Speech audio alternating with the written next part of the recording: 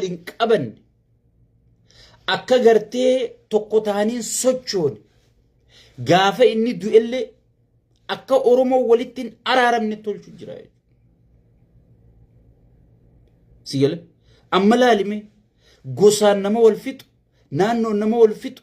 maaliin nama wal qoodu gariin Harargeefiin falmajee dhaabbata gariin Arsiifiin falmajee dhaabbata gariin Wallaggaafiin falmajee dhaabbata gariin Walloofiin falmaa hojii dhaabbata Oromoo ganda deebisee kuta gandarraa gosa gaddachaasee gosarraa balbala gaddachaasee sigale Oromoo gartee michuu baay'een qabaalii xabiiftuutirraa Walloof gidaamii maal jettee walliftee gartee Oromiyaa tana walitti hiitee ziggoote biyya alaabaa qabdu biyya aadaa qabdu biyya seenaa qabdu biyya afaan qabdu uummate caccabsuudha jechuudha hayyoon isaa caccabsuudha jechuudha namichi kun jiraataan rabbuma malee ni du lubbuu isini qabaanii du Oromoo wanni yaadaan jirti takka arralle viidiyoo tiyatan oluma kaayyadaan isinin jaa ol kaadda arra ilma keenyaachi jiraa siin jaa ilma keenyaachi jiraa jaaniiti Oromiyaa akka caccabsu hayyamu jiranii jechuudha ilma keenyaachi jiraa jaanii federaalizimiin akka caccabtu hayyamu jiranii jechuudha okay ilmi kee kuyyoo lubbu qabaa gachiisee du'e qatti dabru itti aanaan isaa Amaara hoggisa haaree akkaatee qabsoo itaa hidhatte yoo arra qabsaa'uu baatte yoo arra waan kana dura dhaabbachuu baatte yoo arran ta'u jechuu baatte sirni nurra fe'amuu deemu kun hin ta'u jettee yoo arra federaalizimiin tun akkan diigamne godhuu baatte qaallichi kun takka du'uu malchiisa takka ari'amuu malchiisa takka gartee namni jiraataan rabbi qofaan siin jedhe ilmi namaa ni du'a naafiyaatillee ni du'u sigale okay gaafa inni aangorraa bu'ee takka inni du'e seera inni diriirse kana lafa qabatee jira seerri mililikfaan diriirsan mililikfaan du'anii beek Haile Sillaaseen du'ee beek Daarguunfaan baqatanii beek sigale kunis numa du'a kunis takkaanuma baqata okay gaafa sana wanni mililikfaan tarreessan ilaa ammaa qiyaamaan ukaa'utti hin jirtu sirna gartee feudala sirna maarree impaayira jennee kan arrarraa iyyuu jirru kun osoo gaafa sabbootiin teenya mormite arra nu iyyisiisa osoo gaafa sabbootiin teenya lafa gadhaabuu dhoorkite arra nu iyyisiisa sigale hin jiru nun iyyisiisu jechuudha nun iyyisiisu jechuudha arra wanni abiyyi gadhaabu jiru tun borus gatiisa kafalchiisu ta'e ani sumattiinim sigale arra ilma Oromoo biyya bulchuu jira maarree Oromoo wanni inni godhu jiru tun Oromoof ni taatii wanni ati laaftu Oromiyaan diigamte Oromoof ni ta'e Oromoo ni fayyaddi Oromoon gosaan wal qoodde Oromoo ni fayyaddi Oromoo Wallagga Hararge maali jettee wal qoodde Oromoo ni fayyaddi fuuldura Oromoo arra laaluun qabdu jenereeshina laaluu qabda jechuudha sigale wani namichi kun godhu jiru Oromoo ni fayyaddi jettee laaluu qabda inni waa takka waan saba kana irra kaayyatin qabu siin jeera Oromoon osoo arra dachiin gaccitteeni haguma kursiin isaa sun bichaa nafteefi isaaf gammachuu isaaf ilili dhugaan siima warri arra namicha kana deeggaru jirtan warri arra namicha kana wajji gartee Oromiyaa abbootiin teenya gartee waggaa meeqa gatii itti kafalte akka diigamtu hayyamaa jirtan akka gartee sirni qeenxeedhaa sirni nam tokko nugusa ta'uudha lafa qabatu sigale hayyamaa jirtan boru seenaan isin gaafata seenaan goobana daacee gaafate isinis numa gaafata sigale waan mililikiin milkaa'uu dadhabe waan nama afaan Amaaraa dubbatu milkaa'uu dadhabeetu nama afaan Oromoo dubbatu milkaa'uu jira jechuudha sigale tana Oromoon keessaa fi alaan baatee dura dhaabbachuu qabdi jechuudha keessaa fi alaan baatee dura dhaabbachuu qabdi jechuudha biyya sirnin jirre biyya namnummaan tokko amma federaalizimii yoo diigame oromoon hedduudha oromoon miidhuu maarre adeero heddumminni faayidaa maal qaba namni soomalee tokko yoo dhufee beeta mangistii san qabate bar waan namni soomalee sun gabbaaseen dirqama dilli kun bulaa qaba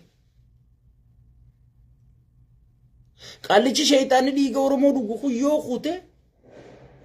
kanuma dhufee diriirfataa bar sigale kanuma dhufee diriirfataa bar yaa oromoo dammaqi yaa lammiitoo dammaqi abbaa maarree oromoo jira oromoo miitirkishoo jira miiliyoo meeyoon beeyne nama kana wanni namicha kun godhuu deemu pirezidaanshalitti hoggii biyya jijjiire naannoo hoggii diige atii gartee afaan oromoo afaan federaalaa naa godhi jee afaan banu jiru kun booda oromiyaanuun jirtu maal irratti afaan oromoo afaan federaalaa sii godha meenaa himime sigale soo kana hunda isinii saaxilleeti kun hundi gurra keessa jira jechuudha nama tokko ozoon itti himtu yoo hallayyakkute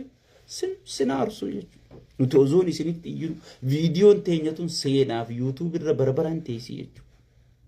yoo warri feesbuuk illee naqe yuutuub irra barabaraan teessi ilmoo teenyaa hundi pilee godhattee dhageeffatte idaan abbootiin teenya iyyuu turte idaan warri nu duraa buukuu ture je'anii dhageeffatanii jechuudha warri dhimmi Itoophiyaa laalu sun soo namichi biyyattii diigee caccabsu jira amma gartee sirna haarayaan dargaggoota qeyroo oromoo je'aniiti gartee warrootan biyya alaatii fi waashingatan diisii kana jaaramee gartee oromoo diiguudhaan caasaa gartee girmaa xurunee kadur lafatti haaraatti gaddeebisanii diriirsuu deemanii jechuudha isinii katabeetiin jiraan jala gasseenaa laala oromoo yoo dafee if dhaqqabee hayyoota isaa dhageeffatee woboo isaa deeggaratee dafee akka sirni kun xumura arkatu sigale godhuu baate ifiif xumura arkataa oromummaa waan jaan abiyyi sirritti awwaalu jira sabboonummaa waan jaan abiyyi afaan kee dubbachaa huccuu gaabii abbaa gadaa uffachaa sirritti si awwaalu jira bardiinni kun gartee oromummaarraa dheeyseeti oromoos dheeysee oromummaa lagatee akka diina oromoo ta'e akka gartee oromoodhaaf gaarii yaanne toltuu yaanne sitti argisiiseeti akka ati mirga kee falmattu si qopheesse bar jarri sun jara galataati bar kun afaan kee dubbachaa aadaa tee haasawa isiniin na guddifate jecha isin irratti nyaadhee kana ta'e jecha gaabii tee uffachaa abbaa gadaa siira shanaa jira abbaa gadaa siira shanaa jira hayyuu si dhabamsiisaa jira hayyuu keessaa yoo guurte walaa hoolaa akkanumatti buujee yaa kun bu'aa maal qaba mee bu'aa maal qaba hacaaluun tokkichi du'e hangam takka kana numi oromoo miidhe laalimu mee eenyuun lallabuu jira oromoodhaaf marti mazmuuriidha galaanoo jetteeti galaanni balaa isii haa fuudhu iyyuu jirtimi hijiba uummata oromootti iyyuu jirtimi sigale namni tokko hayyuun tokko battee urgee isaa dubbii dhoorkanii yajjeesuun sun hagam takka sagalee oromoo cal godhe milaal taayee dandaa fuudhanii mana hidhaa kaanii afaan qabsiisuun sun hangam takka sagalee oromoo cal godhe laalime bar oromoon balloon numa jirti jaruma san fuudhan malee soo saba tokko giijjeesuu deemtu sigale saba tokko giijjeesuu deemtu anamzaa booranaan beeku ergama isaan beeku warri keessa beeku giiman ergamaatti kennameeti piipii ergee jechaa jiranii irraa ifeegaa jala yaa silaawu isin hangaan layyaa seentanii naman beeytan soo mee hagam takka oromoon gartee rakkoo keessa jara san dhabuun jara onnatu san dhabuun hagam takka oromoo miidhee hagam takka qabsoo oromoof duuba deebisee dhaabbadhaa xiinxalaa saba koo dhaabbadhaatii ilaaf ilaameen xiinxalaa arra arra abaa'u bakka meeqa baasa piippiin afaan jijjiirrattee daawwit ibsaa sii faarsiti marroo dirribaa arrabsa bar waan ajaa'ibaa harkuteen bar waan ajaa'ibaa dhaga'u jirra bar waan ajaa'ibaa ganaa dhufuu taaba abaa'oo callaa taheeti alaabaa abaa'oo if duuba kaa'ee marroo dirribaa sii arrabsa dhufe mee abaa'oo maaliin abaa'oo taate abaa'oon bar wannitti abaa'oo taateen woboodhaanii bara abaa'oo woboon qabne bu'aa maal qabdi abaa'oon bar cabsitee baysitee daangaa oromiyaa bar dhukkeerraa kaaftee oromoo harka deebisuu dhiyaani malee abaa'oo gartee abaa'oo gullallee teessee Itoophiyaa dhaadheessitu abaa'oodha rabbi sodaadhuuti meenaayin Itoophiyaa dhaadheessuun biyya teenya sirriidha yes eega humna godhanne booda eega humna godhanne booda eega gartee oromiyaa ta'e kontirool gooti booda akkamittiin Itoophiyaa wajji bula jette Itoophiyaatti fufsiifachuu dandeessa minni mishigirela tigal abaa'oon ulee farkaan qabne abaa'oodha abaa'oo ka abaa'oo godhe woboodha bara warra woboo arrabsuu jiraa jechuu isaa dhufte yoo jedhin dhaaba abaa warraa hin dhufee jaa gullallee haa sigale mee woboo arrabsaa mallattoo abaa'oo arrabsaa akkamiin ati abaa'oo taata sigale hagas takka gartee faayidaadhaaf qaallichi kun gadi bu'ee waan oromoon qabdu dhaabbotii oromoon qabdu afooshaa oromoon qabdu tokkummaa oromoon qabdu sigale waan oromoo guutuu akkana barbadeessaa jira akkana barbadeessaa jira ummanni keenya waan kana gartee itti dammaqee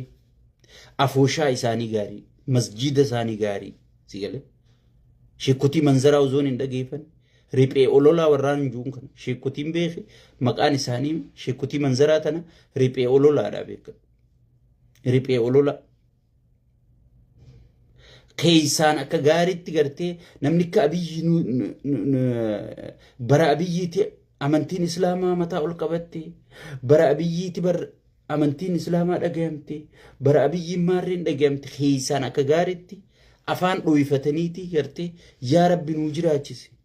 maaliif faayidaa irraa argatan umraa naafi ati godhuu dadhabne tana hajjinaa fi ati gartee dirqi maallaqa wal qabnee duguggannee dhaynu kana isaan gartee ichi fatara nyaataniiti finfinnetti hiraata nyaatan maaliin maallaqa gartee miskiina irraa caccabsee guuruu kanaan isaan tajaajilaa isaan faayidaa isaanii eeggamnaaniif manzara isaaniitti tuqanii hiltan taa'aniiti dabbaa beeraa kana laalaa oolanii jechuudha sheekotii hiltan riphee ololtoota kana kanaan osoo hin taane masgiida sheekha dhugaatii masgiida jabaa qeensi gartee faayidaa ifiitiif amma qeensichi oromoo tokko ana balunjuu kawarra peentee tokko dookimentii abiyyi warri pirotestaansii kana dookimentii abiyyi baadhatee tiraamp bira dhufe nama kanachirra nuu qaba namni kun nama amantii teenya lafa qabsiise namni kun nama maarree godhaan waa hedduu asirratti naasa'u si gale qeensota akkasiisan osoo hin taane qeensota dhugaa waan waaqayyo jala deemu si gale saniin chirchii jabaa qabaachuu qabdi jechuudha oromoo si gale waaqeffataa jabaa qabaachuu qabdi abbaa gadaa jabaa abbaa durgoo osoo hin taane abbaa gadaa jabaa qabaachuu qabdi oromoon gartee ofitti deebitee ifitti araaramuu qabdi jechuudha akka nuti ifii wajji wal lollu nu godhe oromoon amma ifii wajji wal lolu jira wannummaan oromoon godhuu turte sunu seenummaan oromoo sunuun taane warra juufaa as bahee bar qabsaa'otuma oromoo keessa warra abaa wajjin qawwee dha'ee bara hanganaan abaa keessa qabsaa'aa jira juufa gartee qabsoon teenya sun sirrii miti opiidiyoo sirrii warra juun garreeti ollaayinuma kanarraa warra haasa'u kana abaa wanni godhaa turre qawween abaa'oo keessatti teenyee dhawaa turre sun sirrii mitii.